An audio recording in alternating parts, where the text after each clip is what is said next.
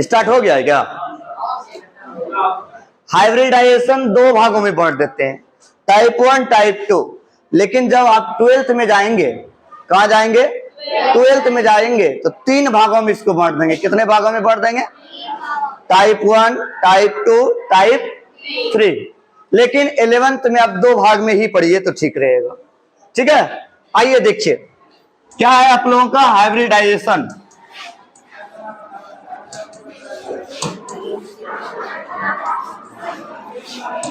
Hybridisation जिसको हिंदी में क्या बोलते हैं नूरे? संकरण या क्या? प्रसंकरण। तो हम कुछ बताए थे इसके लिए, कल आपको एग्जाम सॉरी ये भी बताए थे, परिभाषा भी बताए थे। आज हमको केवल फाइंड करने के लिए सिखाना है। तो देखिए, तो हम बताए थे रेणु सबसेल कितने होते हैं? 4 होते हैं, एस पी डी और, जिसमें हम बताए थे एस का आकार कैसा रे और पी का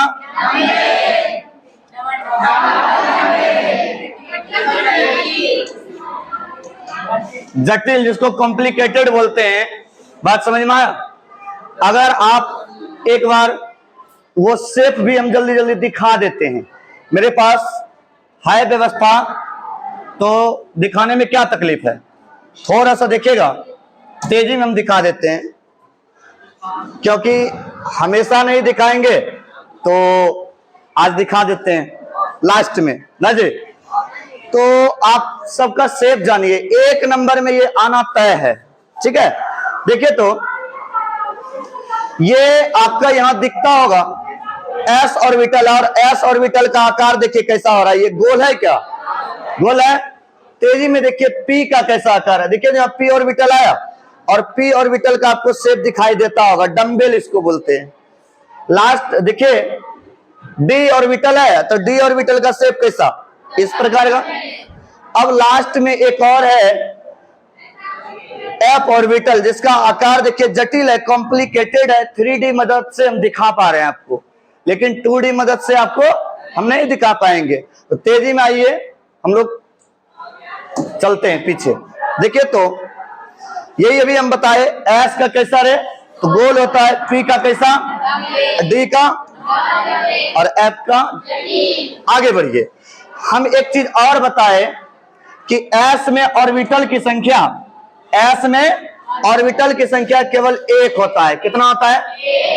पी में 3 होता है, और डी में 5 होता है,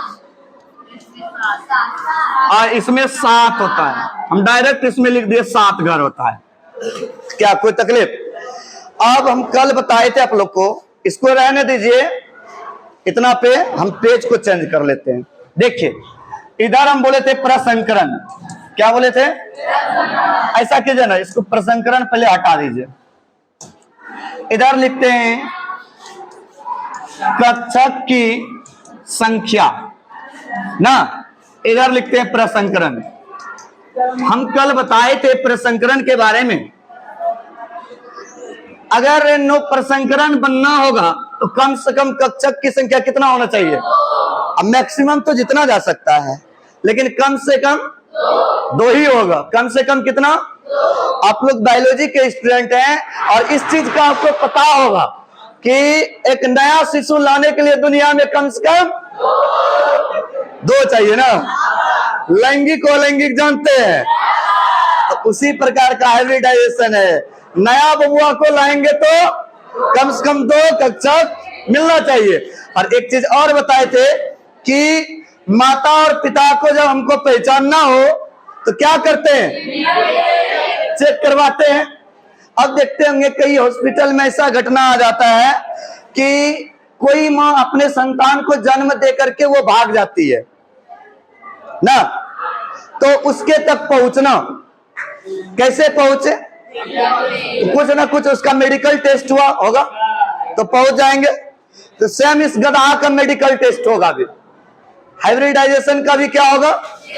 मेडिकल टेस्ट होगा ना जी। डीएनए चेक करेगा क्या रहने रे? अच्छा कुछ चेक कर लेना ना। तो कम से कम प्रसंकरण में कम से कम कितना व्यक्ति भाग लेगा? और आवर्त की संख्या पीरियोडिक टेबल में 7 होते हैं। आवर्त कितने होते हैं? तो कम से कम प्रसंकरण कितना होगा? 9 7 होगा। कितना होगा? 7 होगा। देखो तो पहला कितना होना चाहिए? 2, इसके बाद 3, इसके बाद 4, इसके बाद रे लास्ट में। आइए देखिए, ये क्या है? कक्षक की संख्या है। ऑर्बिटल जिसको बोलते हैं इंग्लिश में क्या बोलते हैं? ऑर्बिटल बोलते हैं इसको ना जी। अब देखो हम क्या बताए थे, कक्षक की संख्या कितना? 2। तो थोड़ा सा पीछे आइए तो आप लोग।